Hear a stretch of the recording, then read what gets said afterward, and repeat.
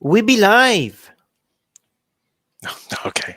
You gotta stop doing that. No. You can't do that. It's okay. It's once in a while. I Hey, guess. you have your be best. I have we be live. Hashtag be best, everybody. Be best. There you go. See, Um, I didn't. I never said you. Did I ever say you need to stop saying be best? I never said that. So why are you?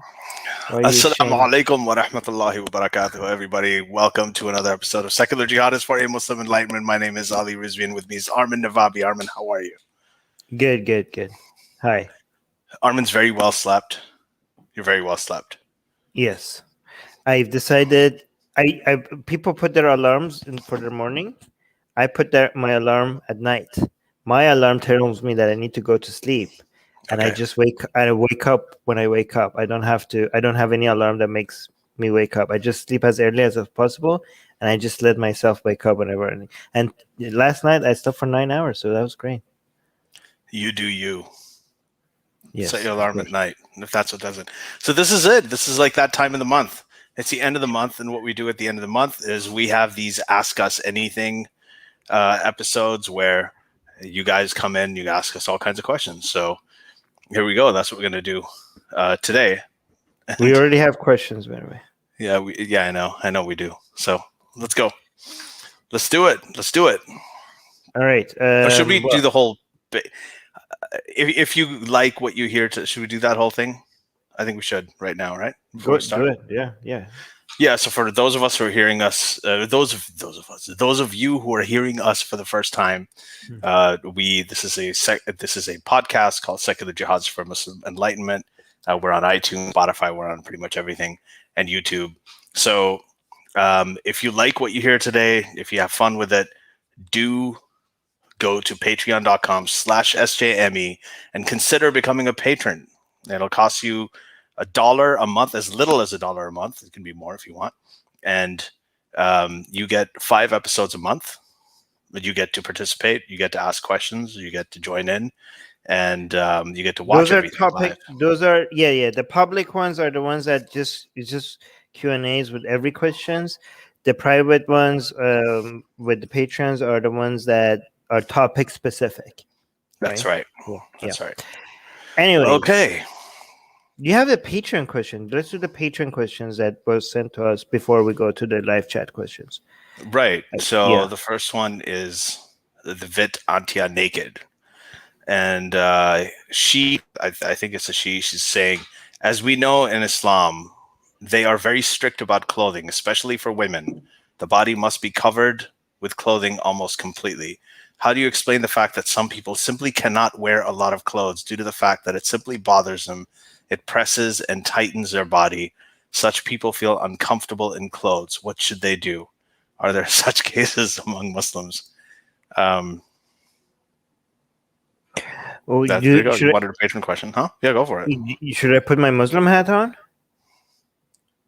Whatever you want. You can answer the question any way you want. Okay, I'm going to put my Muslim hat on. All right, so this is like... So it's very interesting because you think it's inconvenient. Guys, I'm putting my Muslim hat on. Don't come at me, okay? You think it's very inconvenient for you. Like, what is it specifically? There are some people who simply cannot wear a lot of clothes due to the fact that they simply bothers them. Do you think that whatever you're experiencing, the annoyance that you're feeling on your body because of the amount of clothes you're wearing, is going to be more or less annoying than hellfire? Okay, just think about it. Do you think about the clothes that you're wearing and like, oh, this is like bothering me and I have like trouble wearing too much clothes? Just replace that with fire and just think which one is going to be more comfortable. And I think you will have your answer. Okay? I think that answers the Fantastic. question. Okay. This is another one from, hold on. I'm not done with this, but go ahead with the next one. Oh, what next one? But yeah, okay, but basically, like, living a life that God has chosen for us, if it's difficult to do that, you should see that as an opportunity to demonstrate your faith stronger. That's not a curse that is harder for you. That's a blessing that it's harder for you. Because then when you do it, there is more reward to it than other people. Like when other women wear their hijab, they're just doing what they're supposed to do. But when you do it, because it's harder for you, you're demonstrating to Allah that nothing stops you from living an Islamic life.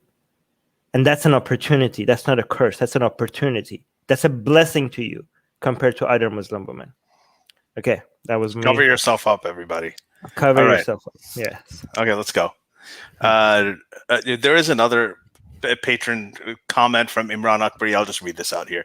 You guys should try and get Mustafa Akil on the show. He just released a new book, which means he's on the talk circuit. That's true. And I'll reach out to him. I've had some sort of back and forth. I've had some correspondence with him from time to time over the years. So, yeah, I would absolutely love to have him on the show. He's a very interesting writer. Yeah. Okay. All right, this one. Okay, Kenji, the potato enthusiast. The potato enthusiast is asking, have you ever encountered the argument that the moon splitting event was observed by an Indian king? No. No, but why just an Indian king? Why didn't the whole world notice it? That's exactly what I was gonna say. If the moon is splitting, so if you look up, and if the moon is splitting, like a lot of people do see the moon. I mean, the moon is a pretty popular sort of entity on Earth. Popular. It is. I mean, it's widely known. It's a ball. She's famous. Yeah. And if the moon is splitting, as it's described, I mean, the context here is you're talking about the Quran when the moon was split. There would just be a lot more documentation of it. I mean, it's not. It would be one of the most famous events documented globally. There would be religions. If the moon had split in half, okay, there would be religions that would be forget Islam. There would be moon-based religions popping out all over the planet after that. Like they would be like, oh yeah, this is like we just saw the moon cut in half and go back together. Like there would be people worshiping. There would be like paintings of it. There would be like entire philosophies would be changed. Like people would come up with so many explanations. This would have been the most major event in history if that actually happened. You have no idea. Like you have no idea. It's a moon splitting, guys. It's a moon. You know how many people are? Yeah. Okay, guys. People didn't have weren't streaming games and watching TVs when there's less. You know how many people were like just looking at the sky? People were obsessed with looking at the sky. There was not much going on. Okay, stars moving was a major source of entertainment. Okay, they didn't have Instagram. People were documenting the crap out of the movements of the stars back then. Okay, and so I don't think like the moon splitting would be something that any civilization anywhere on the planet would have missed. And again, everything would have changed. Like Christianity would have changed, Judaism would have changed. The Hindus will have like 10 more gods popping up, all based on the moon.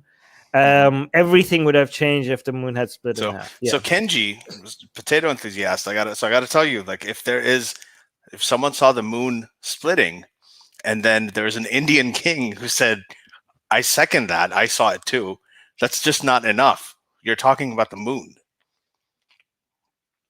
This is a great test. Someone should write a book about this. All right, let's go on. Yeah. You know what? Actually, you're right. There needs to be a story. There needs to be somebody should make an entire book about Muhammad splitting the moon in half, actually happening, and then changing everything that is happening around the world. Like a realistic response to that globally, if that actually happened. Like, how would India, like, what would people in Persia do, in India, in China, I don't know, whatever was happening in North America at that time? What would their temples change? Like, that would be such a cool alternative history book if that actually happened. And people reading that story would be like, yeah, of course, this is so realistic that you were like, yeah, of course this would happen. So by reading that story, you could tell like Yeah, of course the moon wasn't split in half, because these are the things that would have happened if the moon was split in half, right? That's such a cool idea. You're welcome, whoever. Somebody pick up this and go write a story about this. We should have conferences about this. So just for the record, credit me. Nobody split the moon. Like, if someone claims to split the moon, they're just delusional or they're lying. I mean, it's in the Quran is wrong. Okay, let's go on. All right, you pick it. So yeah, let's go with the infidel apostate 1025. First question. Oh wait, you can't pick stuff. Oh, see, this is why I tell you to. Okay, no, the infidel apostate is just butthurt because we don't know as much about guns as he does, and he's just like, we said something that triggered him, and he's upset. That's really what happened. What happened? Never mind. It's okay. Let's go. Let's. I want to see what the question is. It says, "Have you learned what an assault rifle is yet?" Hint, hint. It's not it's black and scary rifle racism. We don't care. I don't care. But can I tell? I have to tell this thing really quick. When I was in Amsterdam, when I was talking to the Dutch translator of my book, I asked him about translating. You know what it's like. He's like, well, a lot of times when we get books from America, they go into the fiction books. They go into a lot of detail about guns. Like, this guy had a Glock and this kind of magazine. This was a caliber. And he's like, I don't translate it that way. I just say there was a gun, because most people are not familiar. They're not interested in those details. So yeah, this sort of, splitting hairs about an assault rifle and this and that, like, the rest of the world doesn't really tune into it as much because most of the world has moved on. Yeah. All right. Music guy is saying, Armin and Ali, could you both recommend some of your favorite tunes or bands? Armin, do you want to go first? You got something? No, nobody's gonna like what I like. It doesn't matter. Armin, okay, fine. Yeah, sure. Nobody sets their alarm for the nighttime when they're going to sleep either. Well, yeah, because they're not. They don't. We had this conversation. Just go ahead. Yeah, okay, hold on. I have to. Here's the thing. I usually don't. I just listen to the tune without actually remembering who.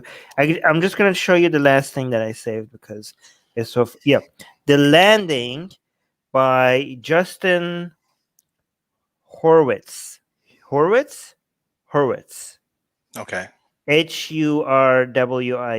But this is, by the way, the soundtrack from the First Man movie.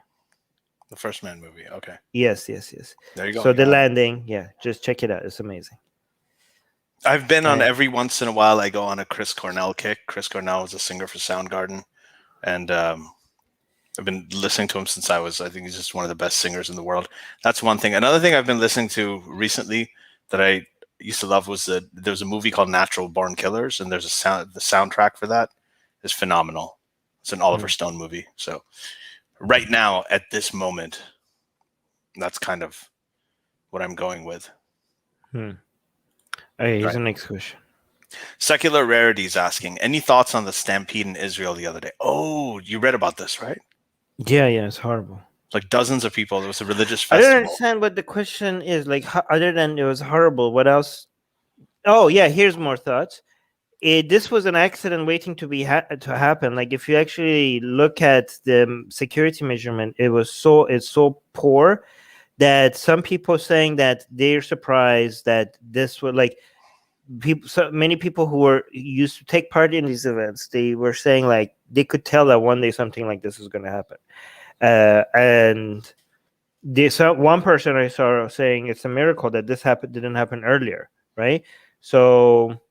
Yes, like I guess somebody needs to be blamed for having such horrible security measures. I guess, yeah. Anyways, yeah.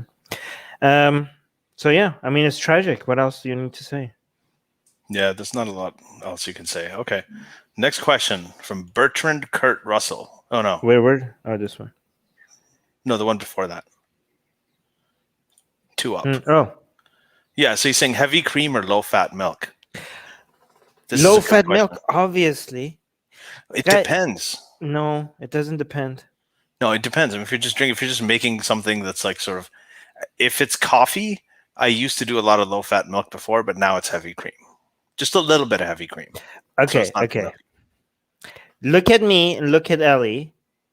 Decide who has a better advice. That is so cool. That's cool. That's terrible. Low-fat milk.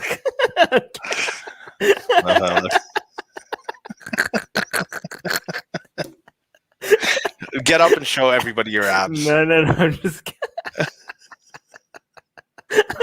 That's right. Heavy cream all the way. Own it.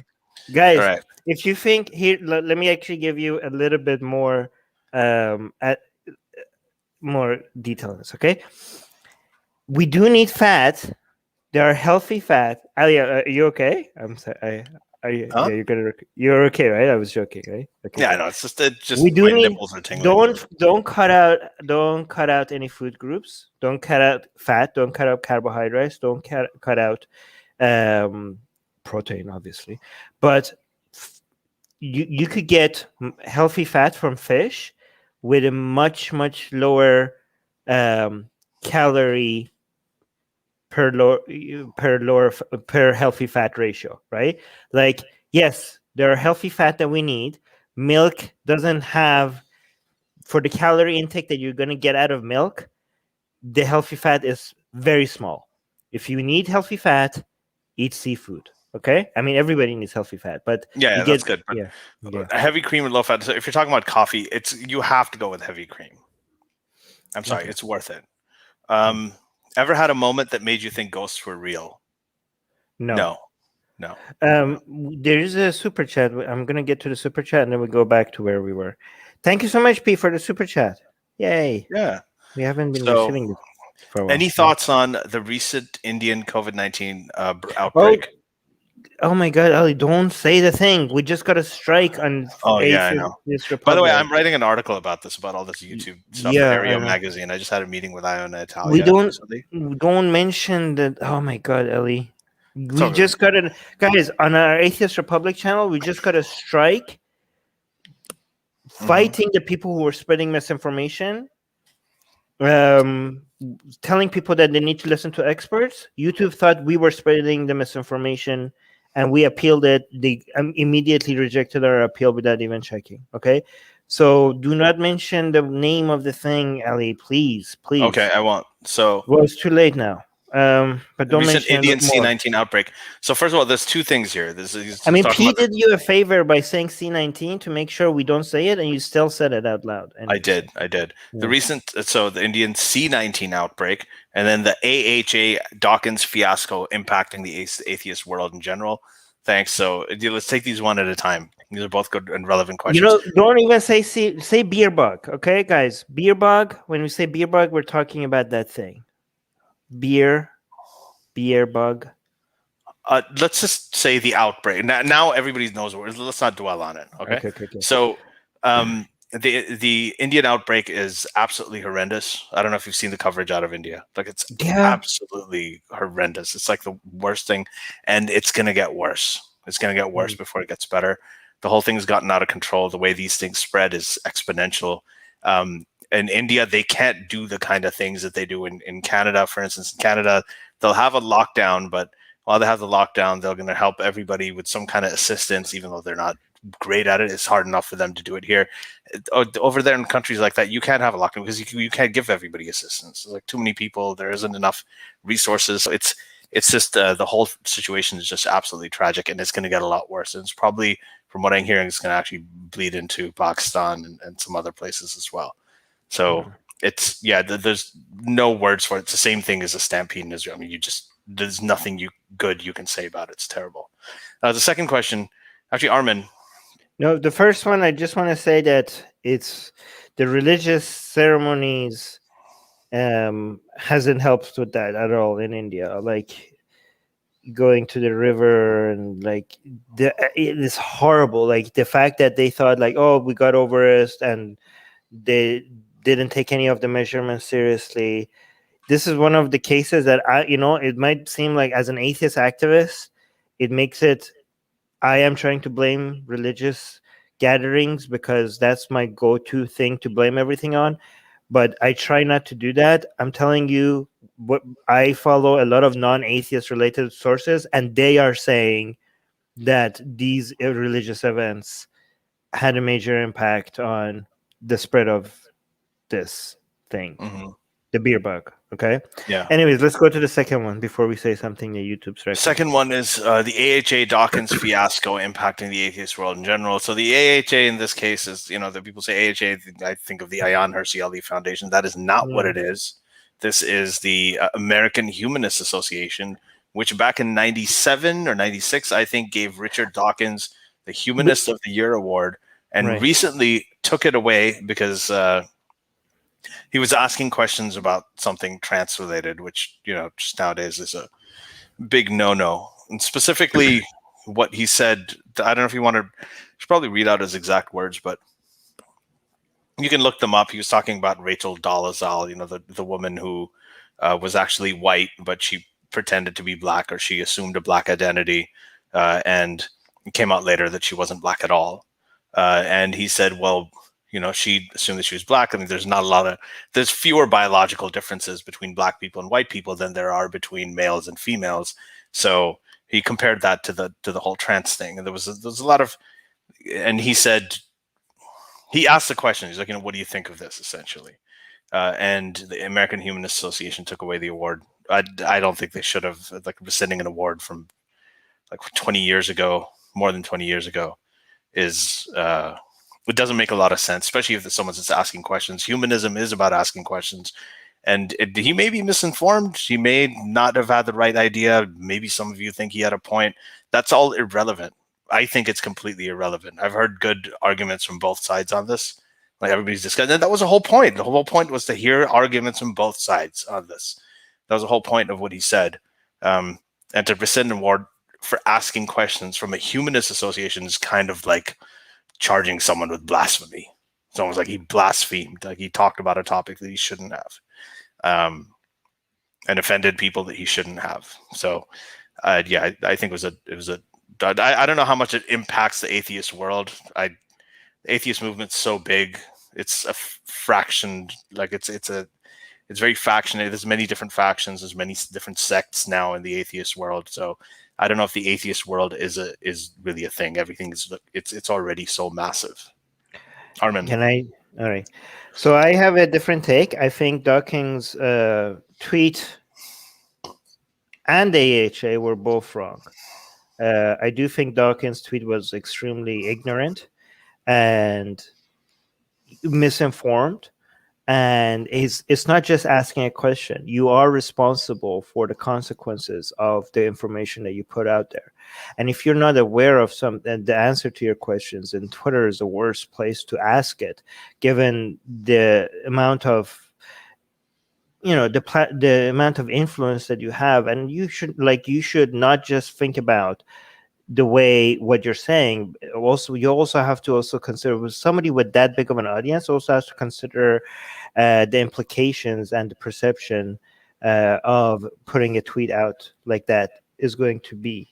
It was completely ignorant. It's amazing that a biologist doesn't understand the difference between sex and gender, and is comparing things that are not, like, you could when you say you're just asking questions, first of all, it's amazing that Dawkins doesn't know the answer to those questions. He's a biologist. He could figure out, is he using Twitter as a source of figuring out the answers to questions that has already been answered by the scientific community over and over and over and over again? Is that how Dawkins does research? Goes ask Twitter about it? We already know that a lot of things that a lot of bad information, a lot of bad suggestions are usually put in the format of a question to make a suggestion, rather than, it's hidden in the format of a question. But even if you genuinely, you were asking a question, you were suggesting something, the fact that some people hide their bad ideas in the format of their suggestions in the format of a question should give you enough reason to know that even if you don't mean it, that perception, you are responsible for your audience, and not for just what you're saying, but you're also you are responsible for how your posts are going to be perceived, right? And it's really hard not to perceive that so-called question as suggesting something that is completely ignorant and something that's completely unscientific, right? However, even though I think Dawkins' tweet was wrong and ignorant and irresponsible, I do not think that it's fair for somebody to assume a malice, or when they can't read, like the AHA and him and Mehta, when they come and describe what happened, it seems like they can read minds. They assume transphobia.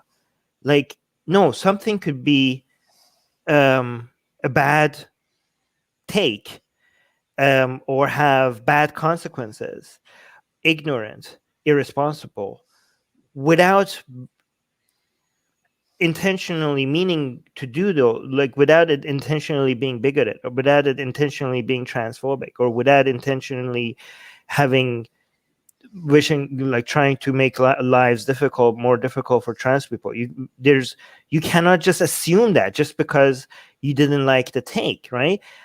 So I think like both sides are getting this wrong. Dawkins, the people who are defending Dawkins, this is not a tweet that should be defended. This is an extremely ignorant and irresponsible tweet. But yet again, people who are against the other side, they seem to like the AHA or Ahmed Mehta, they seem to like know that this was intentionally bigoted against trans people. Like, how can you tell that? Maybe it's a mistake that you could criticize, without actually assuming the worst from Dawkins, right? So I think both sides are getting it wrong. Yeah, I have to say, like, I do agree that I think it was a misinformed tweet, right? I think it was. That's what I was saying. Like, both sides. I mean, Katie Lynn. I mean, she had a pretty good answer to this, where she said, I think basically what you said as well. And then that's what I was saying. I think whatever you think about it is irrelevant when it comes to actually rescinding the whole question of rescinding the award. I think that's kind of dumb. Well, yeah, it is dumb. I don't think it's cancellation, as some people are suggesting. There's no yeah, it's not. No, this is not cancellation. Dawkins doesn't lose his audience. He doesn't get censored. This is not cancellation. You can't cancel Richard Dawkins. You can't cancel J.K. Rowling. I mean, these are not people you can cancel just because of Twitter. You can't. Actually, Rebel is agreeing with us. I think like it's not cancellation. It's not cancellation. It could be a dumb like. Again, I don't know what I feel about the rescinding that word. You can rescind that word. It just makes you like. But the reasoning behind like, if you actually look at their statement, it's just dumb. They're just assuming somebody is bigoted or transphobic without knowing that, and also rescinding a word, like, it's just a dumb thing. Like, okay, it's a bad take. Are you going to rescind awards from anybody that you gave awards to that had bad takes? Because I'm pretty sure every single one of the people that you have given awards to, they have bad takes. You can't just assume bigotry when it's Yeah, and I don't actually think that it was a completely bad take. I mean, that's a question a lot of people have asked about before, and it's a good thing to have a conversation about. It's a good thing that's out in the open. But that was the whole point, just to have a conversation. I don't know what his intentions were. Neither does the AHA, honestly. So anyway, let's move on. All right, let's go back to the top where we left off. And then I posted some of the Patreon ones. Oh, okay. Well. I'm just gonna highlight that. Wait, we already highlighted the Patreon one. No, there was one from Ben Hurst. Oh my god. This is why we need Susie here. 1104. Okay, thank you. I'll start reading it. So Ben Hurst is saying, I have a question. Would it be possible and moral to deploy a form of eugenics to create a race of miniature humans? The goal would be to engineer humans of around Lego man size. The benefits would be increased resources, but the consequence would be increased predation from birds, spiders, etc. What do you think? Remember, sensible questions warrant sensible answers. So what do you think? Can you use eugenics to create a miniature Lego-sized race of human beings that are susceptible to being preyed upon by birds and spiders? Wait, what's the benefit? The benefit would be increased resources, but the consequence would be increased. Wait, okay. Why would you do that? There's much easier ways of doing that. Yeah, I was going to say the same thing. Yeah, that's my answer. No, it's not moral to Okay. make conscious, self-aware beings and torture them. I would say no. Yeah. Oh Okay. wait, we already covered this one. Have you heard about the Venezuelan doctor from the early 1900s that has been beatified recently by the Catholic Church? No. No. Jim King is saying, Hey, don't read that word out loud. Just spell it out, okay? which word? I don't even know anymore. The P word. Okay. Is Mormon, PORN, a real fetish, or is it mostly about trolling Mormons? I don't know. Everything is a real fetish. There's a fetish for everything. Like, of course it's a real fetish. Yes. Like, yeah, all of these things people have all kinds of fetishes. Yeah. Ghost Bunny is saying hello, Ghost Bunny, huh? Is X, just put anything in X? Is X a real fetish? The answer is answer is yes. It's always a real fetish. Okay. Oh, Lois, how are you? Long time no see. Secular Jihadists, in your opinion, what is the most outrageous myth in Islam? Oh my God, what's the most outrageous one? That's a tough one. How are you going to choose it? Is it the monkey stoning one? In Islam, I don't know. No, the master. Okay, I'm not gonna say it. YouTube's gonna not like it. Self-pleasing making your hand pregnant. Wouldn't that be one? Yeah, that's pretty nuts. If you go to the Hadith, Lois, well, tell people what it is so that people know what we're talking about. Well, I think you can say it. Like that you can, if you masturbate, then you could get your hands pregnant. Like that's a Hadith, right? And it would baby hands will come out of your hand. I don't think it goes that far. No, yeah. That's your own. Well, yeah, but pregnant with what? Or the human fetus, that's another book. It's like the moon splitting.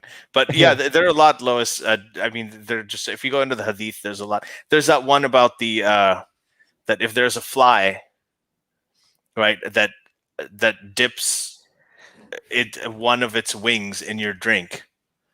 Yeah. And then flies away. No, you're not explaining it well. Okay, go ahead. Basically, the idea is that if a fly falls in your drink, you need to dip the fly fully in before you drink That's right. drink it, because every fly on each wing of a fly, one of the wings has a poison on it, and the other wing has the cure antidote to that poison. So if your fly falls in your drink, make sure you dip it fully in before you drink it, so that if the poison is in your drink, the antidote is also in your drink. Right. Actually, I'm going to change my mind. I don't think that hand pregnancy myth is that ridiculous, because it works, right? If you want people to, it's so weird and so gross that what it does is just like gives you an image of something so disgusting that if you just tell teenagers that, you don't even have to believe that. You just have to get reminded of that image to just not feel like it anymore. Once you if you're about to get started and that image crosses your mind, you might just be like, of your hands being pregnant. Yeah, you may be like, I don't feel like this. I'm not in the mood anymore. This is like, it just grosses you out if you just associate. It works. I think it might work. It's not that ridiculous, actually. I don't know. As a deterrent, yeah. Yeah. Okay.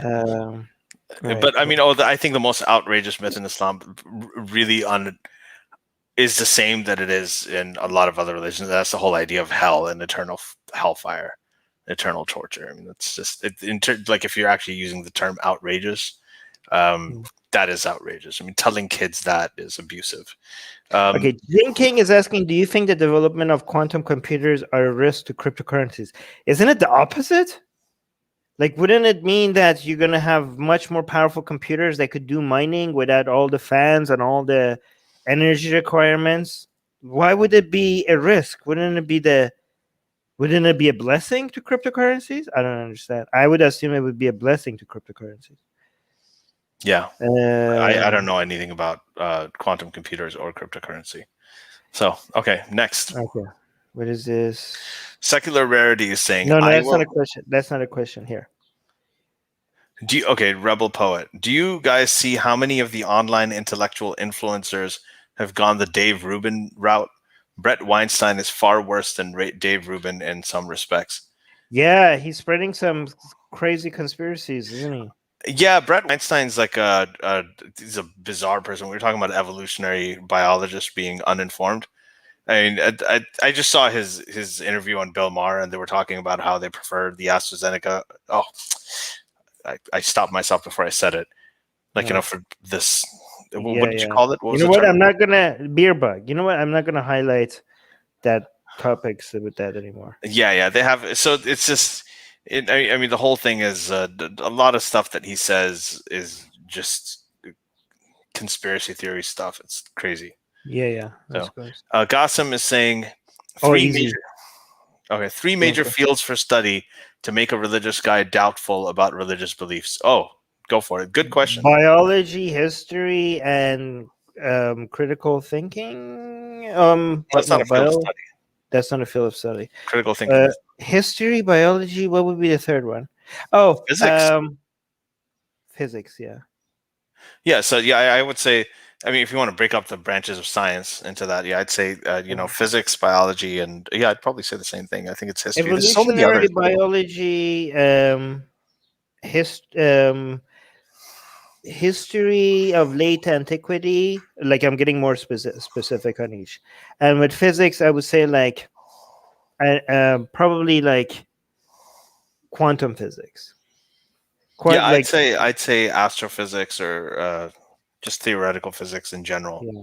I wouldn't break it down into any of them. Quantum physics, the problem is it's very complex. Not everybody they can't get it. I mean, they say that if you do understand it, you don't know. Hey guys, what's your favorite joke? Religion. Oh my god, I got to think of it. There's so many ghost funny things. I can't. Actually, most of my favorite jokes I can't really say here. Yeah. Okay. I have to think about that. What's your favorite joke? That's such a good question. We'll get back to this. Okay. We'll get back to this. Let me see. Oh yeah, that's actually very good outrageous hadith as well. We made a comic out of that. Yeah, Moses beating the rock. Yeah. All right. Here's a question by Ghost Bunny. By Ghost Bunny, if you masturbate, you get your hands pregnant. Is this one of those scientific miracles they keep talking about? No, that's just a masturbation prevention thing. Yeah, they're trying not to do that. Yeah.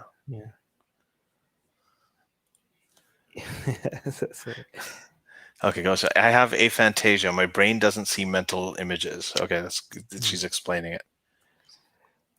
Okay, so Selva Kamara is saying, who are the worst dictators in the current world? Go for it. Well, what's his name? Winnie the Pooh from China. You can't say his name? Wait, I can't pronounce his name. Xi Jinping. Yeah. I just say Winnie the Pooh. Well, so I mean, there's a question: who are the worst ones? And wait, no. I mean, I'm sorry. My mind. Okay, you go ahead. No, I was saying that there's this is a. I've actually thought about this. I mean, there are people who are really bad dictators, and they are. There are people who are horrendous dictators, terrible people, and then there are, less terrible people, but still terrible, who just have a lot of power. Right? Yes. Just CCPs like that, right? CCPs like that, they've got a leader who's probably not as bad as someone like Putin, right? But he just he has a lot of power. But I would probably say like Vladimir Putin is just. No, okay. So here's the thing. Again, this is the difference between an atomic bomb and Kalashnikov. Per capita basis is Kim Jong-un, right? Of course, yeah. But luckily he's not in charge of a country as big as China, right? So when it comes to less horrible but less horrible on a per capita basis, but more harmful in total, then it would be Xi Jinping. Okay. Yeah.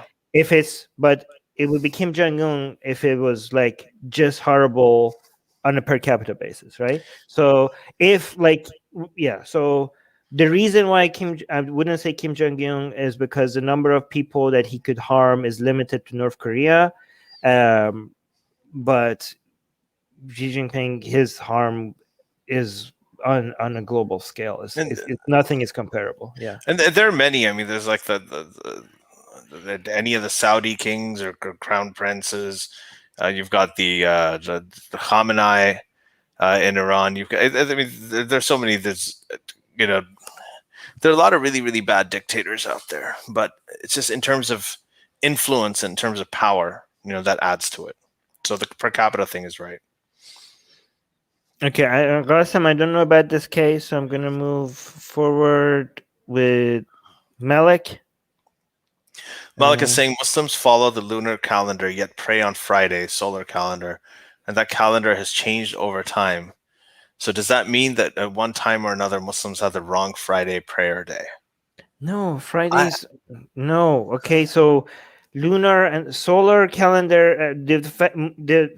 The thing that moves are not weeks. The thing that moves are the seasons. Okay, Yes. so the days of the week is going to remain the same as the rest of the planet because it's just every 7 days. Those moves for everybody, right? Because then it's not adjusted. The weeks are not adjusted based on the seasons. It's the season. So yeah, so the only thing that moves for them is seasons, not the weeks. Days of the week doesn't move for them. Yeah, the weeks are not directly related to either the lunar or the solar. I Yeah, mean, it's just they're every not 7 related. days. They're independent. Yeah. How do they come up with that though? Who came up with the 7-day cycle? I don't know. Is that a religious thing? No, like that's a biblical thing, I think. Yeah. It was That's created in God, 7 days. 7 day. Yeah, God taking a rest on the 7 day. That's taking rest on the 7-day. Okay, you just have different days they took rest. Okay, yeah. Got it. Hey, why did you settle on beer bug? Why are we calling it the beer bug? Do you know like the beer named after the?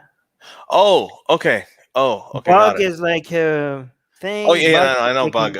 The bug is thing. the V, and the beer is like the brand of the beer, right? Wow. Okay. Yeah, I wouldn't have put that together. Yeah. Okay, next. All right, yeah. Who was the last person you guys wanted to punch and why? I never wanted to punch anybody other than when in sparring. Like the last people I want to punch were the people who were consenting to me punching them because I was sparring against them. And I haven't done that for a while. I used to do mixed martial arts. Should I show you my medals again? Mm-hmm. These are not as good as before. They're dark now. This is my gold medal in Taekwondo. And this is my bronze medal in Taekwondo. Wow, I didn't know you could do that. Yeah. But yeah. Low fat milk, everybody. Low fat milk. Maybe you're gonna win your own medals. No, don't go back to the questions that we were saying because somebody's cutting these and it's not going to make sense, right? So That's each okay. video has to make It'll sense. make them want to go back and see the whole thing. So anyways, no, but yeah, I remember actually punching my friend in the nose when I was doing sparring against him, and I broke his nose, and he was bleeding all over the whole class and everything, and I had to drive him to the hospital because his nose didn't stop bleeding. But I stopped sparring myself because I kept on reading about how getting hit in the head is going to do permanent damage, and I was like, yeah, this is not a very healthy way of getting fit. Yeah, so I never understood like the punching thing, like this whole thing, when you get into an argument with somebody and they're like, let's take it outside and let's fight. What does that do for the argument? You could go outside, one guy beats the crap out of the other, and does he win the argument? Is he right? Does it make any sense? I know, but that's why like the punching thing never worked. I'm more sort of devious, and I come up with a plan to completely screw them over in the long run. And it's more strategic planning, and I have done that maybe 2 or 3 times in my life, and it has been absolutely devastating. It included getting one guy kicked out of med school. So it had like very bad content, and it's only people who've done really, really horrible things, either to me or to people that I cared about. And I have successfully at every time destroyed them. So And this whole in taking. two of those cases, two out of those three, they don't even know that I did it. Oh, good. So you fight like a woman. I fight like a woman, yeah, absolutely. And it works. It's better than punching somebody in the nose. When I punch, like if I punch somebody, it bothers me because it hurts your hand. I don't want to get hurt, so I kind of. That's also if you're talking about the whole woman thing. Your poor hands. Okay. It's true. Okay. Like I play guitar and stuff. I don't want to damage my fingers. I don't want to punch somebody in the nose, like especially like I don't want to do that. I like it. So can I now say something? Yeah. So the whole taking it outside thing is like goes back to our, I don't know, like responding to the testosterone surge in your body, like it's kind of like signaling to the tribe that you be alpha, or I know alpha and beta is not scientific, it's just something people say, but it is a signal to your tribe and to yourself that you're worth something, because like, ooh, me man, me strong, look at me, like something like that, like but it is like I'm not dismissing it, because it is like like biological urge, so I'm not like saying like making fun of it, but it is something that is basically feeding into that. We got another super chat. Amazing. Thank you so much, P, for the second super chat today. Do you want to read this one? Yeah, I'll read it. So he or she or they are saying, have you all heard of a recent revert, Justin Downing, Khalilullah of the EA show? Then empathetic atheist, now exploring arguments. Tale on his channel YFNA and Tart claims it was based on logical conclusions. So it seems like this is someone named Justin Downing who has reverted or converted to Khalilullah. I mean, Khalilullah is most likely Muslim. And there are people who are atheists who convert back to religion. They go back to religion. They do it for all kinds of reasons. It's just the reasons are wrong. I don't know about this, but then we got another super chat again by P. Thank you so much. So P is saying, Ali, so that's me. I've casually mentioned you on a Canadian channel, Neil the 604 Atheist, for an episode on deconversion. Armin was there in 2019. Others like AP and Abdullah Samir. Hope he'll contact you. Yeah, that would be great. I'd be very interested in it, especially if it's something that Armin's done. And Abdullah, these are, so I'd be interested in doing it. Do you remember this, Armin? You know what he's talking about? Yeah. Neil, go Atheist. Okay, yeah, I'll do it. Okay. Thank you so much for the super chat. Anyways, here. Who is worse? Chuck is asking. Erdogan of Turkey or Rouhani of Iran? Erdogan. Yeah, clearly, right? Yes. Rouhani has no influence. So he's like a puppet of the regime. Like, it's not even a fair comparison. Maybe you should have compared Erdogan with Khamenei. That would have been a more fair comparison. Right. And if you said that, then I would say Khamenei is worse, more harmful. Yeah, but Rouhani is like who even cares about Rouhani? Here, Ghost Bunny has a very important question. Ghost Bunny saying, Ali, your background is really bright and white. Are you in heaven? I am heaven. So I am. Yeah, no, I'm actually in my office here where I live. And it's right. I know Armin's been talking to me about setting up, and having something in the background, but it's kind of grown on me. I like the white background. Yeah. Put a guitar. Just one guitar. Hang a guitar on your wall. Yeah, I have a guitar, but it's just it's Jordan Peterson influence. I love the way sometimes he speaks on a white background. It's great. It's nice. I'm kidding, by the way. Symphonic Emotions is saying, do you know Dr. Shaib Ahmed Malik, who wrote the paper on atheism and Islam and mentioned you both? Do you have plans to have a discussion with academics like them? I didn't know about this. I do get notifications. Like I've been. There are papers that do mention us, Armin. By the way, I know. So let's have them on. Yeah, I didn't know about this. Hold on, let me write this down. Go to the next question. I'm going to write this down. What is it, Shaib? What? Okay, well, I have to highlight it for you to be able to write it. So keep. Yeah. Dr. So I'm not gonna go Shaib to it. Ahmed Malik. Got it. Yep. I'll look him up. We'll see if we can have him on. Secular Jihadists, Chuck, did Alexander the Great really burn down the Persepolis?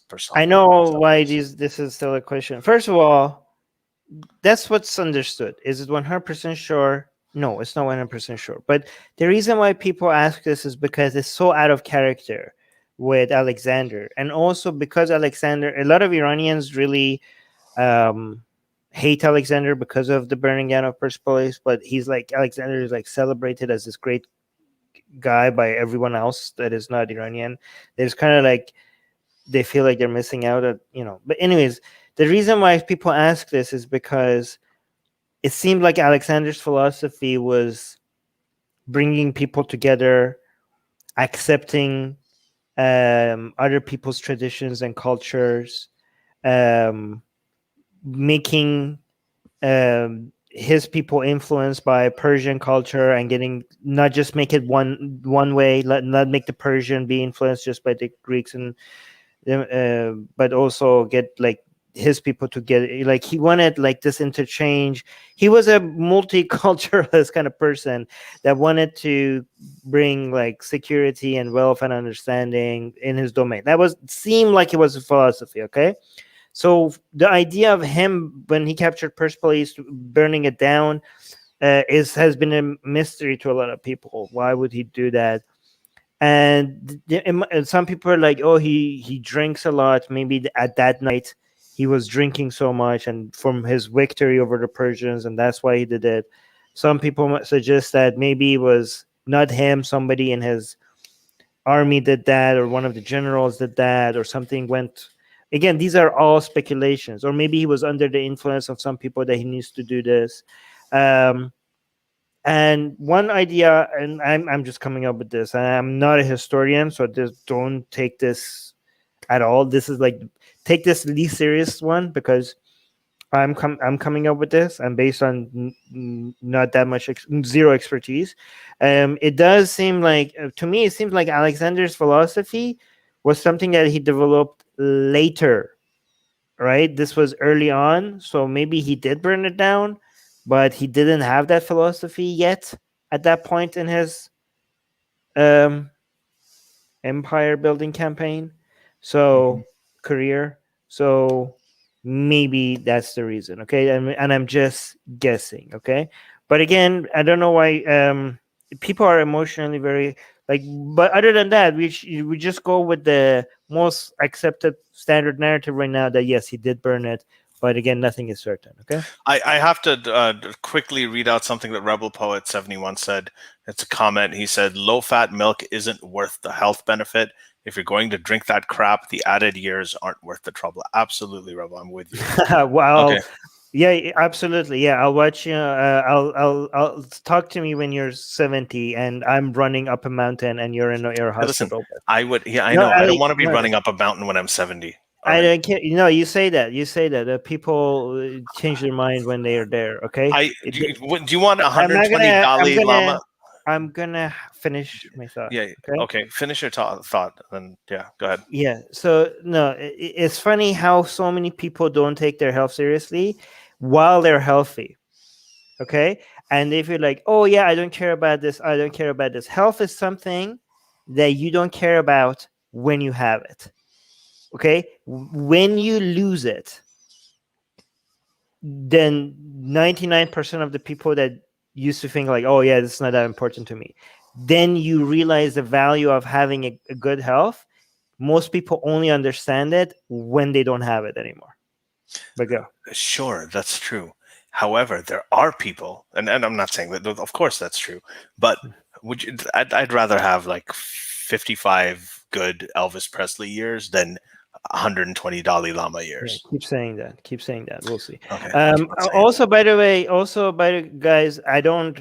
There's if you think that you are missing out on tasty food for being healthy, then you are an idiot, because you have no idea how many ways you could keep your taste bud entertained, very entertained, without sacrificing on your health. Like, you, just because you can't imagine it, just because you're too dumb to find ways to explore the most amazing taste in food in a healthy way, just because you're an idiot to go out and do research to figure out how to do that, and you're lazy and you're pathetic at doing research and figuring out how to live a healthy life, doesn't mean that the rest of us who are living a healthy life are not enjoying our food. I could tell you, I wake up every morning with so much excitement about what I'm about to eat, about my burger. I'm eating healthy, and I can't wait up to get out of bed because of what I'm about to eat. So you're an idiot for thinking that you're going to miss out on tasty food. We're going to align on this. On this, we'll align, because like there's like kale, for instance, right? Kale, if you put olive oil in kale, then it's amazing, because then it makes it a lot easier to scrape it out of the pan and throw it in the garbage. Okay. Yeah. Where were we? I don't know. I don't know. I can't remember. Hold on. Moses beating a rock. No, not Moses beating a rock. So, yeah, we were somewhere. I think it was Chuck's last question to Turkey. Oh, there we go. This is a good. Awesome. What temptation that you can't resist against? So he's saying, what is a temptation that you cannot resist, Armin? I mean, define temptation. Is it supposed to be a bad thing? It can be. I mean, you were just talking about food.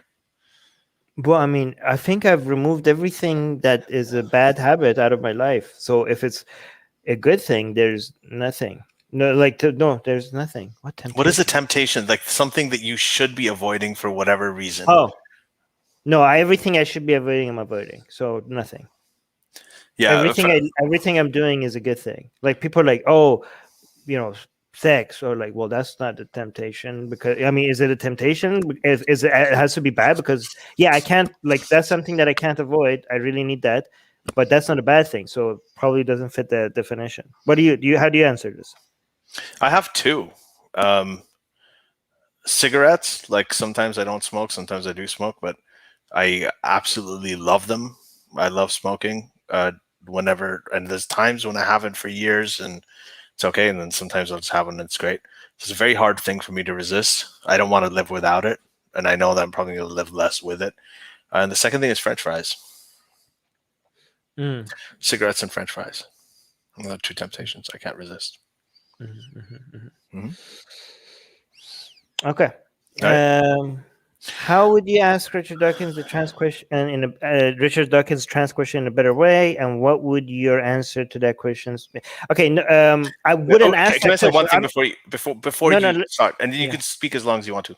But one thing I will say is that he shouldn't ask it on Twitter. Just don't. If that's you're what I was going to say. Oh, no, that's exactly what I was going to say. I'm a biologist. I wouldn't ask Twitter for questions like this. I know this is the worst. Like, you're a biologist and you're trying to figure out the answer to a question by asking on the worst platform to, like, this is not a question to you. There's science is out there for this. Why are you even asking that? You should be telling people that. Yeah. And if you are going to do it on Twitter, like, make a thread, and you should probably we've talked about this, like, should you say things the way they are, or should we contextualize them and worry about the messaging? I think you should have some concern about the messaging. How are you messaging? Because you want to be articulate and get your thought across clearly. So say, this is a question. Here is something I don't fully understand. Can someone explain this to me? Am I right about this, or am I wrong? Is this betraying some kind of bias that I have? There's a lot of things. Like, I ask questions like that all the time too. There's nothing wrong with doing that. It shows people that you're coming from a place of good faith. Good faith, Richard Dawkins. Funny. Amir Jalal was saying, what do you think has been the biggest foreign policy mistake and biggest achievement of U.S. in modern history? Cambodia comes to mind as biggest the foreign worst policy one. Mistake? Yeah. Mm-hmm. And Cambodia, attacking Cambodia and the devastation that caused. Yeah. In Cambodia, and the thing is, I'm trying to even answer when it comes to policy. I'm not even even from a strategic perspective. If you don't want to be moral about it, it just makes absolute no sense.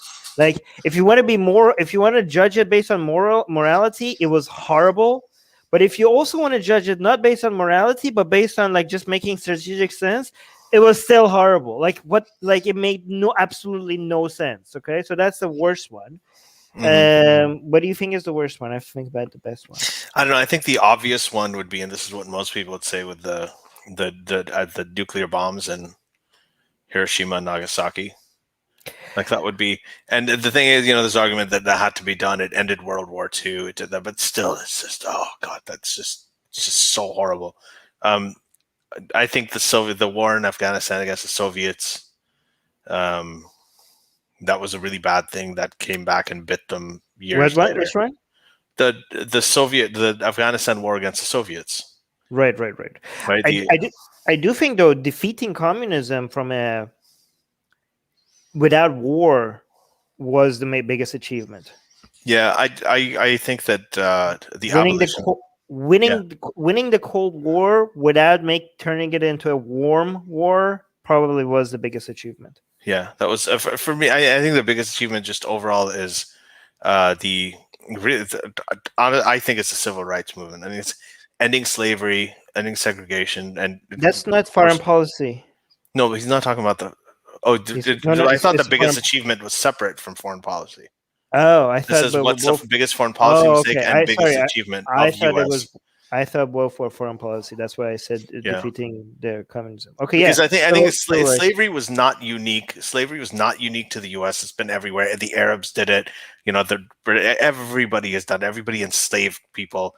Mostly black people, also other people. They've done it. But the one place that the U.S. has uniquely is really ending slavery and really spearheading the civil rights movement, and that spread all over the world. And I think that was a big thing. And the fact that the U.S. is a nation of immigrants is, I think, a big thing too. Immigration and innovation, I mean, they go together. Should we do one more or two more questions? What? I mean, are we going for 90 minutes or are we... Oh, we're going for 90 minutes? Okay. It's up to you. What do you want to do? We're at 1 hour. Yeah. Okay, so Chuck is saying, if a really intelligent person says he or she believes in Islam, what do you think is more likely? Is he lying or does he really believe in Islam? There's a lot of really intelligent people who can believe in Islam. Guys, I can never pronounce this. Compartmentalization. Oh, I said it. Yeah. People, very smart people could believe in really dumb stuff. They do. Yeah. I'll give you two examples, right? Francis Collins, the head of the Human Genome Project, like the guy, one of the most brilliant scientists ever. He was actually Christopher Hitchens's last physician, all right? And he believes in the Bible. He believes it quite literally. We believe in really dumb stuff. Guys, forget really smart people. Every single one of you in the live chat right now has a belief that is absolutely embarrassingly dumb. I know for certain that I have a belief right now that is extremely idiotic. Now that's a good question. I want to know what it is. I don't know. Well, I wouldn't believe in it if I know what it was, right? I'm just saying that it's almost impossible for each one of us not to have a view that is stupid, right? I'm sure one of my views on something is so stupid that if I knew which one it was, I would be so embarrassed right now that I have it. The only reason why I have that belief is because I don't know which one of them is that stupid. Of course, I would stop having that belief if I knew which one it was. But I'm just saying, you're not immune to having dumb ideas, okay? Don't just because you're smart about a couple of things. I don't agree with that. I don't think that there's a lot of people. I mean, there may be superstitions people have and things like that they know are irrational. But I don't think anybody, not anybody, but I see what you're saying, but I don't think that's necessarily true. It's not across the board. Well, it's not 100% true. It's just likely, very likely. I know that people have, there's a lot of times you talk to really, really smart people who are secular, who are atheists, and then they'll sit there and say, yeah, but circumcision, circumcising newborn babies is not such a bad thing. And, so they'll have things like that they still hold on to. And I'm sure there's probably stuff that you don't know about. I guess that's what you're saying. But I don't think it's necessarily true. Yeah, well, I didn't say everybody has a really dumb. Yeah. It's very likely. Okay, so yeah, very likely that you have some very, very dumb ideas, or unless you just don't have that many ideas, okay, that many beliefs, so yeah. But yeah, he's one example of somebody who believes in Islam, who's a very religious man, was this guy Abdus Salam. Abdus Salam was he was the first, I think, Muslim to win a science Nobel Prize ever, and he won the Nobel Prize in physics along with Steven Weinberg. Steven Weinberg, the guy who said for good people do good things, bad people do bad things, but for good people to do bad things, it takes religion. That quote. So he won the Nobel Prize along with this very, very, very religious physicist named Abdus Salam, who was Muslim and also absolutely brilliant. Okay, Qasim, I'm going to come and do something that I can't say because it's going to break TOS, okay? Qasim's saying, I'm smoking more than a pack each day for more than 10 years, and I run like a ghazal. Qasim, that was so moronic. I am going to come. I can't believe that you, from all people in the live chat who understands logical fallacies, is saying something like that. Like, seriously, if you were in front of me, I would like right now, like, yeah, I can't say it because it will break YouTube POS, okay? But really, anecdotal evidence? Are you serious right now? You're using your personal life experience to come up to suggest something? That's very dangerous. Qasim, as somebody who indulges in a lot of stuff that's bad for me, I'll tell you one thing. You have to have insight that what you're doing is bad for you. Like when I talk about not being able to resist cigarettes, I'm not saying that it's giving me health benefits and that I can run. Like I'm just saying it's bad for you. Just own it. I'm doing something that's bad for me. I can't resist it. I like it. Elvis Presley, not Dalai Lama. I think this is what I want to do. I mean, just own it. Don't pretend like it's good for you. Okay. Wait. He runs like a gazelle. Wait, hold on. Let me see it. Mirjala. What will be your first words that will come out of your mouth if you see God? Oops. I just realized I'm Christian. No. Not too late. The first thing I'm going to say is Jesus Christ if I see God. Like I know, like I was just imagining myself if I see God, I'm like, Jesus Christ. Like, there you are. No, but seriously, what were the first things that you'll say?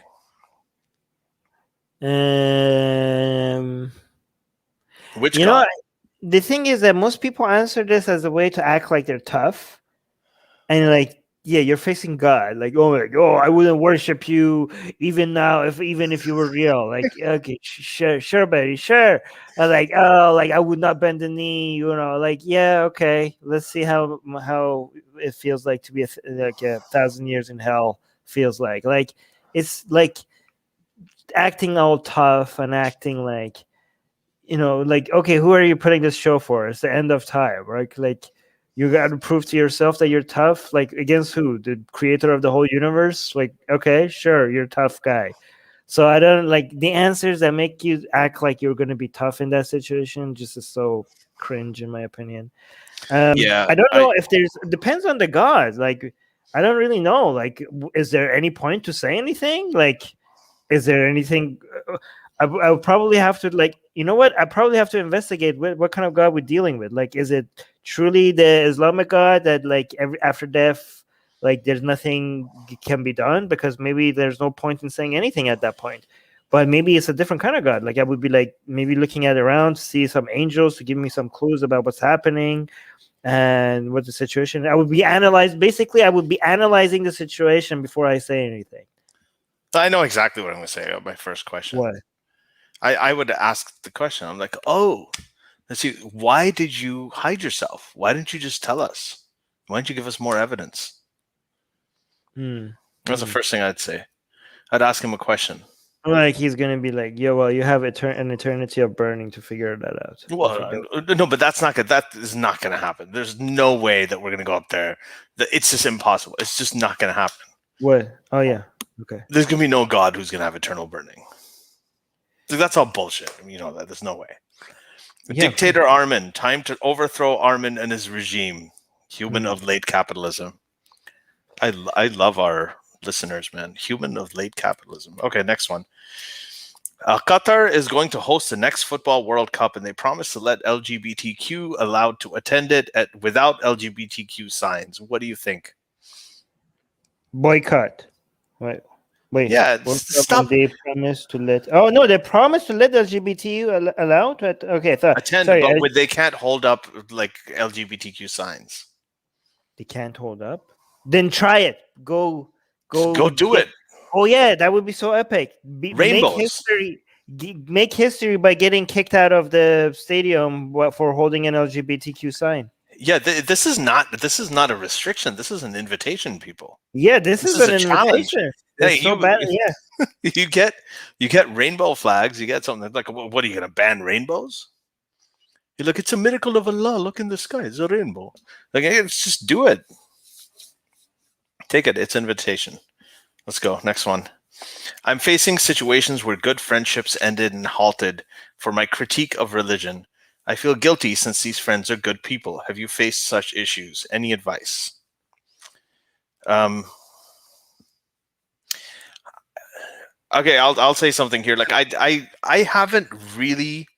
I have some friends who like unfriend you on Facebook or on whatever you're on. Like they'll unfollow, and you don't notice until years later because. But aside from that, no, I haven't. I connect. In real life, when you meet friends, you connect with them. I barely even talk about this stuff. Like they know that this is what I do. They know this is what I think. They know about the book. They'll ask me questions. I'll answer the questions if they ask me. But otherwise, you connect with your friends on all kinds of things. You don't just connect on. We're all much more than what we believe religiously or politically. So no, I haven't really had that experience on a large scale, with very few exceptions. Armin? I'm the worst person to ask because I am actually proud of having friends that I could only count on one hand because it's just such a time saver. So like me losing a friend would be like, oh great, more free time. Right, I don't know, like, but the thing is So Armin sets the alarm at night instead of the morning. It's like every time you lose a friend, it's great because you get more free time. no, I mean, friends are responsibilities basically. Like to me, like I'm a really bad person to ask because I don't need that. So, but I'm not dismissing other people needing a lot of good friends, right? No, I have friends. I just don't have a lot of them. I don't want a lot of them, right? Yeah. I just like I get my desire to socialize satisfied with live streams. Right? Well, let's adapt this question for you. Okay. Family members. Any kind of seven, because I know that you have family and I know you value it. You're big. You're very. Yeah. So that's the problem. I don't value that either. So I don't know. So I'm gonna come off as really. Okay, let's actually make this better. Like from among the very few friends that I have, if I lose one of them, there you go. Okay, so because they're very few and I do value that. Like let's say Ali, for example. Ali stops being friends with me. It'll give you more free time. Thank you. It's really good. No. I'm talking about the very few ones that I cherish, right? Like I have that I would feel like it's a loss. So for example, if Ali Rizvi stops being friends with me because of a view that I have, that would be really bad. Yeah. So that would hurt. That would really hurt. Really hurt. That's really, really sweet. So no, we're both like, this is. Yeah. So you just made my nipples hard. Shut up. I could push open a glass door with these things right now. I'm telling you. Okay. I'm gonna stop talking. No, but I don't know what I.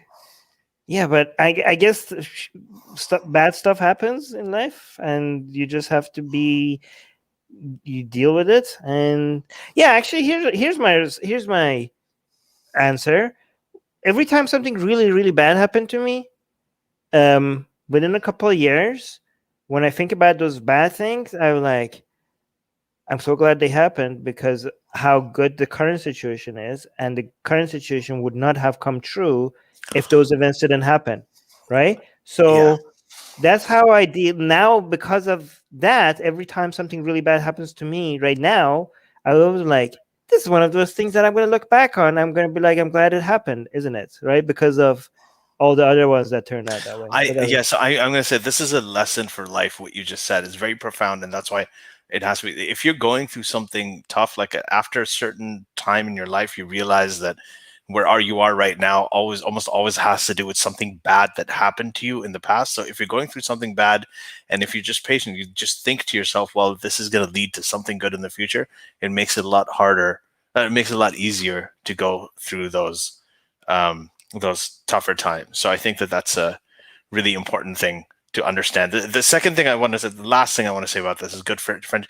I've had more good friendships that ended within the atheist community. I've lost more atheist friends because of things that didn't have to do with religion. Armin, so we have some of them in common, right? Like there's the people like just losing friends has very little to do, I think, with the critique of religion, which is surprising. I know that's not the answer you expect, but when you've been doing this like we have, it's for some reason it's true. Guys, if I missed your question, ask it again. Yeah. So Chuck is saying, which country in the Middle East is a source of fundamentalist Islam? Saudi Arabia or Iran or Pakistan or Turkey? Easy. Iran. You know why I say Iran? Is because even what happened in Saudi Arabia is also a reaction to what happened in Iran. So and what happens is Pakistan. Okay, so 1979 revolution in Iran is what caused Saudi Arabia to go on full Wahhabi, and Wahhabism growing in Saudi Arabia is what influenced Pakistan. And Turkey is just a latecomer recently because Turkey, but again, I don't even know if Turkey is part of this equation. Turkey is not even part of this equation. But there's also the takeover of the Grand Mosque, right? And that was also it's not even comparable to the things that we're talking about coming out of Iran. But that was a significant event that led to Saudi Arabia becoming the way it is. Oh yeah, by the way, somebody in the live chat is pointing out, which is true, Pakistan is not in the Middle East. The Middle East ends at the eastern borders of Iran. So Pakistan and Afghanistan are not in the Middle East. Mm-hmm. So yeah, just because something is Muslim doesn't make it Middle East. Because if that was a standard, then Indonesia is Middle East, right? But that's good point. Okay, let's go on. Here, what is this? Shufa Das is saying, are they Chris Cornell or Lane Staley? Chris Cornell easily. Lane Staley was amazing, definitely, but Chris Cornell is just as an artist, as a songwriter, as a singer, as a guitar player, as the kind of stuff that he used to come up with, as a human being. I think just overall, there's no parallels. Probably one of the most brilliant musicians to ever live of all time. Okay, this is Doorknob Head is saying, God says, did you look under the bed or were you silly and stopped looking when you grew up? No, I think this is just a comment. Yeah. Here, there we go. Sorry, VM. VM is saying, why do you think progressives cancel Chris Pratt for associating with the homophobic church, but don't say anything to their Muslim activist peers about horrible stuff in the Quran? Well, we all know why. We've talked about this forever here. Yeah. That if Pat Robertson says something homophobic, everybody will jump on him and say he's homophobic. If a Muslim imam says something homophobic, everyone's like, oh, well, that's a religion. We have to respect it. It's different. It's a racism of lowered expectations, double standard. Yeah, obviously. Rashid Duwale is saying, do you receive a lot of criticism and or hate messages from Muslims? Much less. Way less. Yeah, my main source comes from Hindus. Hashtag not all Hindus, and also a lot of left-leaning people. But I'm glad to say that I'm now also getting a lot of crap from right-leaning people, which is nice. Yeah, for me, it's mainly. Yeah, go ahead. Finish. No, it would worry me if left-leaning people were getting butthurt over what I'm saying, and because it would be wait, if I'm not offending right-leaning people, that means I'm doing something wrong, right? But recently, I'm happy to say that a lot of right-leaning people also get really angry at a lot of things I say, which means that okay, good, we're hitting the right balance. Yeah, for me, it's mainly now it's sort of more Western right-wing type people that I got hate messages from Hindutva people, Hindu nationalists, Modi supporters, and third thing is like left, like super far leftists. Those are the three. But Muslims actually, no, not that much. In fact, I feel like Muslims have become more willing to engage in conversation recently. It's been a really interesting shift in a very short amount of time. Ali, I think we desensitized them. I think that we definitely had a part to play, but it's true. Like there's all this stuff, like the cartoons came out, all these things, like ultimately it helped desensitize them. You're right. So that means that what we're doing with Hindus, we should continue to do this, right? Because the fact that a lot of Hindus are so butthurt is because they're not used to their religion being attacked as much, right? The reason why Christians were so much more mellow than Muslims is because their Christianity has been attacked since Voltaire aggressively. So they're just like, it's not because of the nature of the religion. It's because at some point they just get used to the beating, right? And now the Muslims are now getting more used to the beating of that anti-Islam attacks, right? A lot of them are like, even the ones that are not interested in what we're saying, they're like, meh, whatever, right? A lot of them, not all of them, okay? There's still a lot of people who will like do crazy things when they hear us say these things, right? I'm not saying they don't exist, but again, the reason why Hindus seems to be the most sensitive ones right now is because they're not this whole idea of this many people coming out and mocking their gods or like criticizing their religion is just such a shock to them that they don't know how to deal with it, right? Yeah. So that's why we need to keep doing it, so that at some point they were like, they're probably going to say Hindu phobe or something. Oh, look, another Hindu phobe, just like, what? When they say like, we don't care, we're going to ignore you, you just want attention, you're just yapping, you want our attention, but we're not going to give it to you. That's when we know like we have succeeded. Like they're like, oh, we're not, you just want to get our attention, we're not going to give it to you. I'm like, okay, mission success, mission accomplished. That was the point. That was the entire point. All right. All right, next. Wait, I had a good one here. What is this? You've been jumping around a little bit. Okay, there you go. Which ancient wonder would you want to restore? This is from Salva Kumar. Which ancient wonder would you want to restore? For me, it would be Alexandria Great Library. Yeah. That would be really Same. Yeah. Same. Yeah, same thing. That's a really good point. I wouldn't have thought that immediately, but yes. Also, the House of Wisdom, the books, destroyed by Genghis Khan, by the Mongols, probably that too. Mm-hmm. Yeah, actually, I don't know which one I would be wanting to save more. If you had to choose between the books that were destroyed in the House of Wisdom in Baghdad and the Library of Alexandria in Egypt, which one would you pick? So I said that again, Baghdad or the library. If I had to choose? Yes, you have to choose to save. Go back in history and save one of them. I'd have to choose Baghdad. I would choose Baghdad as well. House of Wisdom, yeah. Selfish reasons. I mean, those are the things I really want to know about. Yes, exactly. Same here. I know the other one would probably be more helpful to humanity, but I'm gonna, for selfish reason, House of Wisdom. Yeah, humanity's overrated. Yeah. All right. All right. Okay, so Chuck's saying, do we have access to any ancient Persian books or tablets, considering how after Alexander, Omar also destroyed Persian libraries? Okay, here's something that a lot of Iranians wouldn't tell you. Ancient Persians didn't write much stuff down.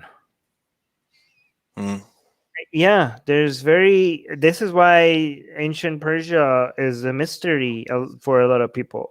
A lot of what we know about Persian history, ancient Persia, is because of the stuff that the Greek wrote down.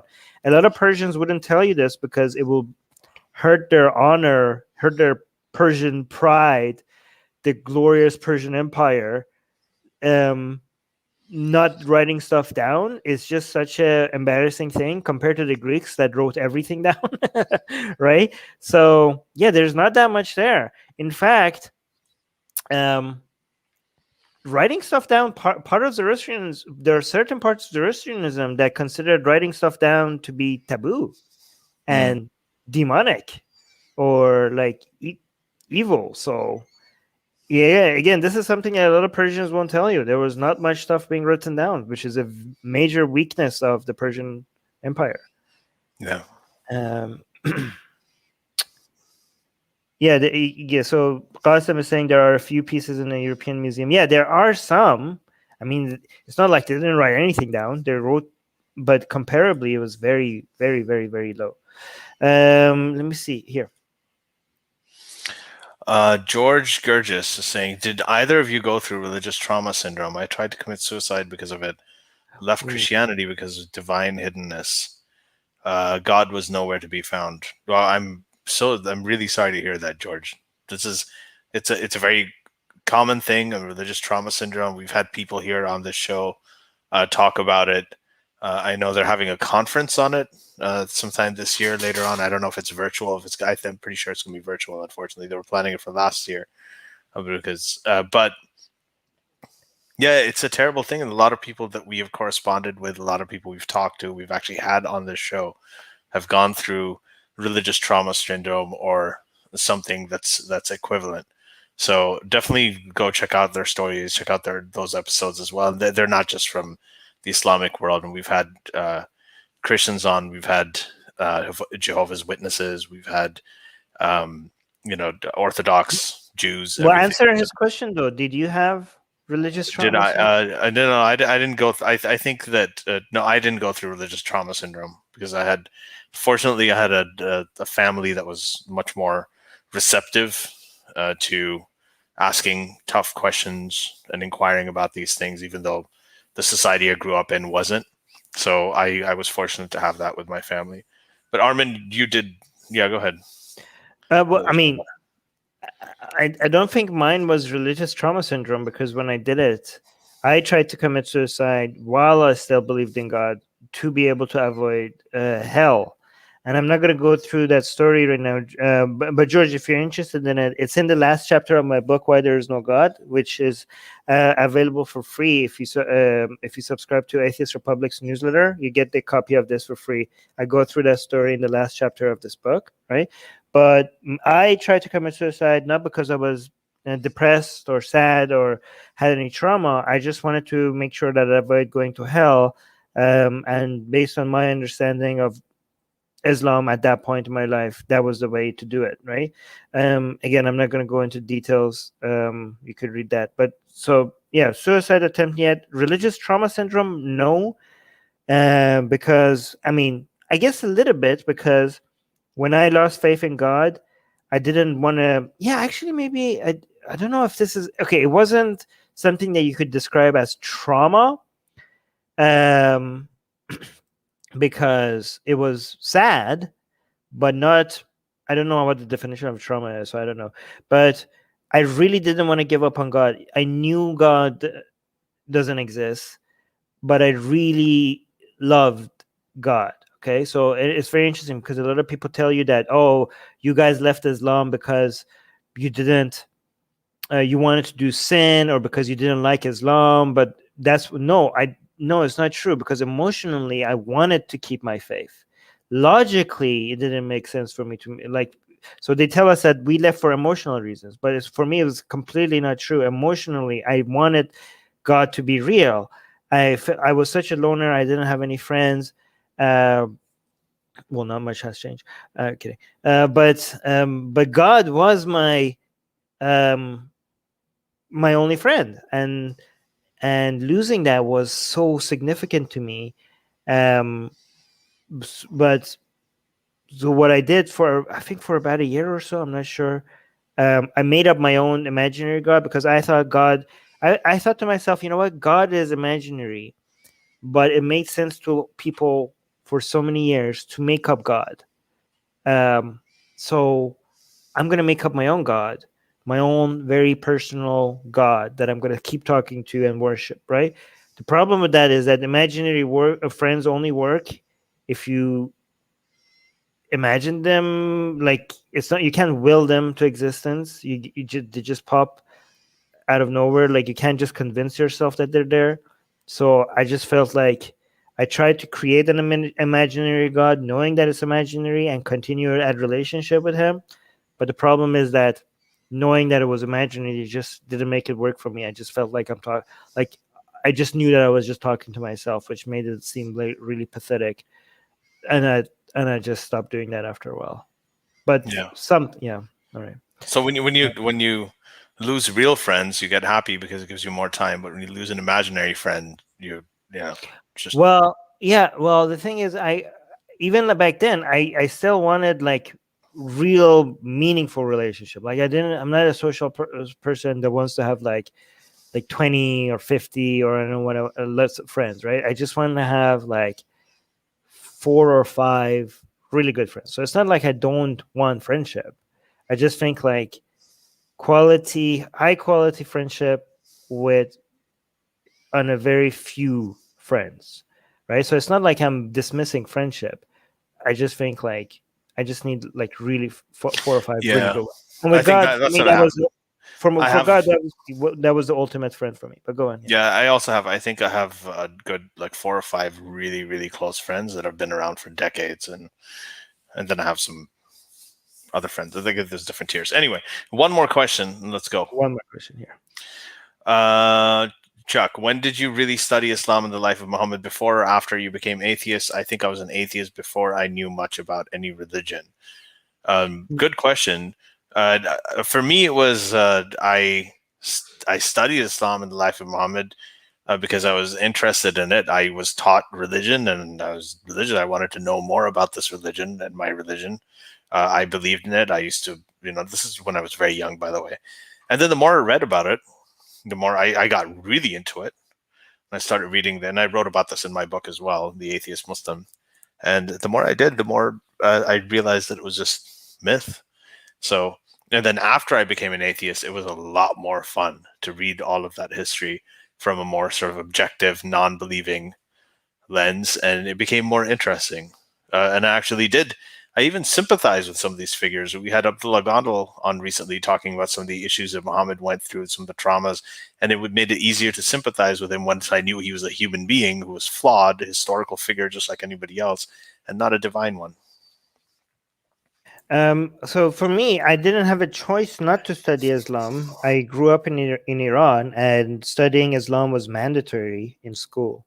In elementary school, we had Islamic studies, and in high school, it got even more intense by having 3 courses. One of it was just Islamic study, the other one was Quranic studies. Yeah, I know it's weird. Like you have your Islamic studies, but then you have a separate class that is Quranic studies, which is like more focusing on the Quran, and then you have your Arabic studies. So, and that's Arab. You're studying Arabic only also because of Islam, not because. So we were kind of we were forced to study Islam, but we were as a Muslim. The Islamic studies that I was exposed to was from a pro-Islam perspective, obviously, or pro-Shia Islam perspective, obviously, right? But when I left Islam, was not because of my understanding. Like most people in Iran that I found as an atheist later, when I was an atheist in Iran, based on my experience, which is completely anecdotal and not statistical and could be completely true, but the ones I met was they left Islam because of studying Islam from not from the perspective of what the school was telling us, but they went and actually did their own research, and they didn't like the teachings of Islam, the parts of it that wasn't being told to us in school. They discovered those, and that's why they left Islam. But when I left Islam, it was mostly because of lack of evidence for the existence of God himself, not because of any Islamic teaching. That's not why I left Islam. I just couldn't find any evidence for the existence of God, and that's why I left Islam. So the parts of Islam that I learned about that wasn't being told to us in school, I learned that after leaving Islam, by these other because of meeting these other atheists. So I left Islam, I became an atheist, and I went online and I found all these other people who had left Islam, and they were then showing me these shocking parts of Islam that I didn't know about. Like as I only discovered those as an atheist, not as a Muslim, right? And then I was like, what the hell? But yeah, but that was then the reason why I left Islam. All right, that was the last question. You're muted. You're talking muted. You're muted. Sorry. Yeah, I'm here. Yeah, thank you everybody for joining us. That was the last question. We're a little over time, and we usually do this for around 90 minutes. So there's a lot of questions actually that we didn't get to, and we apologize for that. But we are going to do 2 of these every month because they're very, very popular from here onwards. So they're all going to be public. So let your friends know. And again, if you want to support us in any way, if there's something that you like that you hear, please. Please just become a patron. Yeah, go to patreon.com/SCI. Or just share. You don't have to become a patron. Just share these videos. That would really, really help us. Like this video also if you're watching it right now. If you're watching this and you're not liking it, why are you not liking it? It doesn't cost you anything. It costs you half a second. Just do it. Do it right now. Do it now. Okay. Thank you. Heavy cream. Be best, everybody. Love you all. Yeah.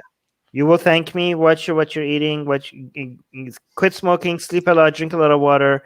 Watch what you eat, and you will thank me later. All right. Bye, guys. Bye, everybody. Be best. Subscribe to our YouTube channel. Subscribe. And be best. Be best.